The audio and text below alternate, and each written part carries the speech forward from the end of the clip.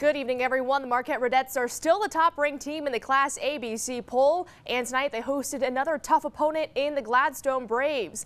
Well, tonight Marquette's Hunter Vitola only needed 7 points to reach 1,000 points, and she completed that mission in the first quarter. Her Radettes are also up by 11 in the second quarter as Vitola finds Destiny Beckwith, who is good from beyond the arc. 21-8 Marquette.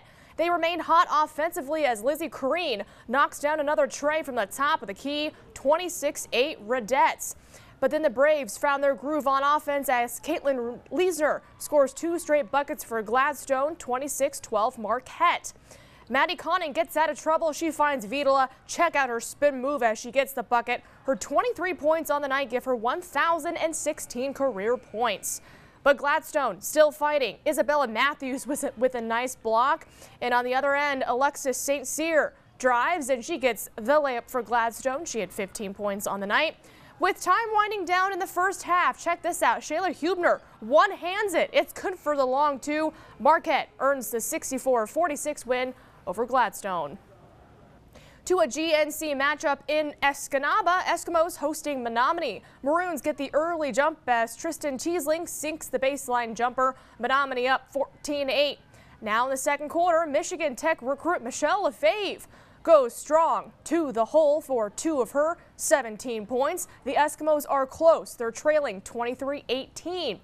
Next, Brittany LeVake has the cross-court pass to Sam Connor for the jumper. Eski trails by just 1, 23-22. Now, closing seconds of the half, RV Stewart passes to Morgan Roman for the jump shot. Menominee led 27-22 at halftime, and the Maroons played strong defense in the second half as they earn a 51-37 win over Escanaba.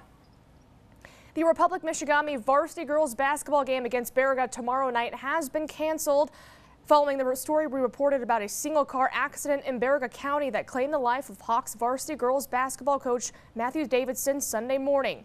The boys' game against Dolly Bay wrapped up tonight, while the girls' game Thursday night is still on. Davidson had been the girls' and boys' varsity basketball coach for 6 years. April Radcliffe, the middle school girls' coach, will step into the interim coaching position. A funeral is set for Coach Davidson on Wednesday at 7 p.m. at the Bjork and Zulke Funeral Home.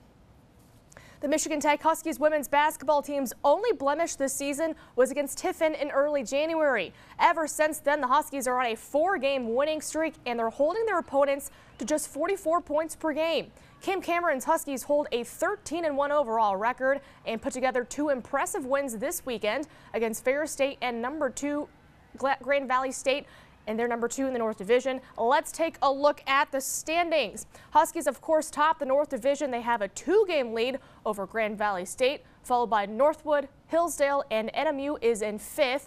The Wayne State Warriors, who lead the South Division, have a 9-1 record. Their only loss came at the hands of Michigan Tech back in December.